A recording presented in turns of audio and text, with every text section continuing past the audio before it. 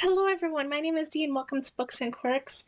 Today is Friday, so it's time for another Friday Reads. I didn't get as much reading done this week as I hoped to. I got a lot of reading done over the weekend, but then during the week, I just could not find the time. So I managed to get through the big chunker, A Gathering of Shadows, and I hope to start A Conjuring of Light soon. And I managed to finish the last part of Wool, but then I started so the first book I'll show you is a book I showed last week, and that's Anne's House of Dreams. I managed to get through about half of this book, but and I'm really enjoying it. As I said before, I absolutely love Anne.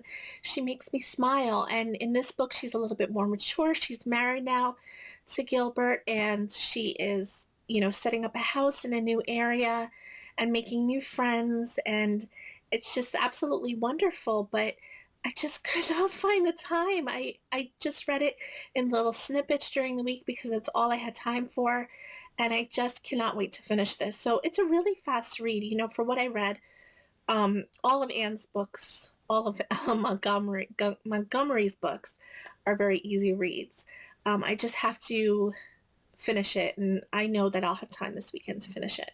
The next book that I had hoped to get to last week, and I also showed you, but I only have just started it, and that is 1984 by George Orwell.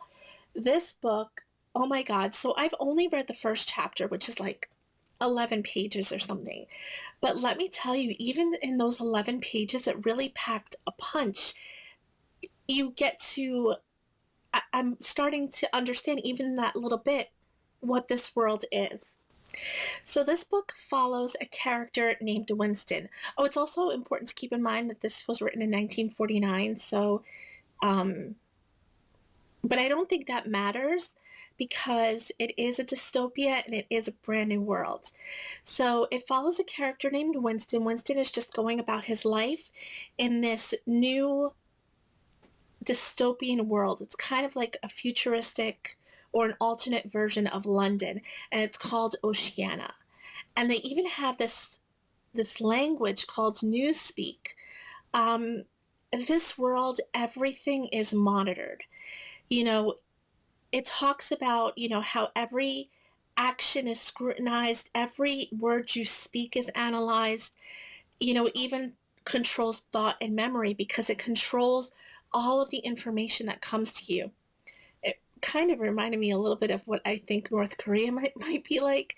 But basically, everyone in their house, the focal point of this house is this big screen on the wall. I kind of picture it like a giant flat screen on the wall, except that it's not television. That is how Big Brother monitors you. They could be watching you at any time, and they even call it Big Brother in this book. It's kind of like, I guess, the government, or I'm not sure yet. I need to read more. But, and there are speakers everywhere. Every single thing you speak is analyzed. And although there are no laws, like no written laws, if you don't conform to society, you're basically punished by death or you're sent to like an internment camp. You're sent to a labor camp. Um, and Winston is trying to sort of get around the society. Winston buys a notebook in the first couple pages. Notebooks are not really owned. He finds it in this really old junk shop, first of all. Um, it was a precious find because notebooks are not really owned because everything that you speak is recorded and you're supposed to sort of dictate what you want to say um, into these recorders, I guess. It's hard to, that part is a little hard for me to imagine, but um, they really monitor everything. All of the information, the movies that are shown, the propaganda that's shown is explicitly controlled. There's no free media, there's no free anything.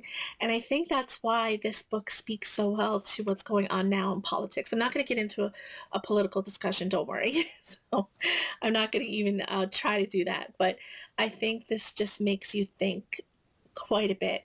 And even though I only read the first chapter, I cannot wait to continue.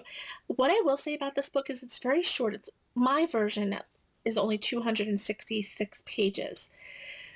But even reading those first 11 pages, I can tell this is going to be a slow read. It's not really something that you can fly through.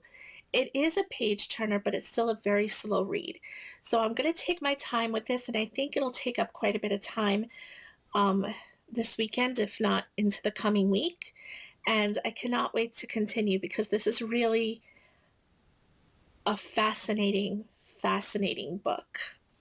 So I'm just going to read you the little blurb it has on the back. It says, as we follow Winston Smith through his rebellion, imprisonment, torture, and re-education, we witness firsthand the destruction of the truths and freedoms that make us who we are, and the creation of a world where black is white, 2 plus 2 equals 5, and evil is good. So, yeah, really, really cannot wait to get more into this. So the last book that I want to get to this weekend and into the week is a collection of short stories, and it's The Girl in the Flammable Skirt by Amy Bender. This is a collection of short stories. All I remember is that I think it's feminist short stories. It's all written by women.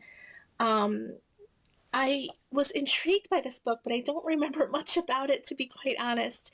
It's part of my Read Harder challenge that I'm doing for Book Riot, but yeah, I am not quite sure what this will entail, but it says a collection of wistful, witty short stories, the likes of which have know nothing in common with any reality any carbon-based life form has ever before experienced.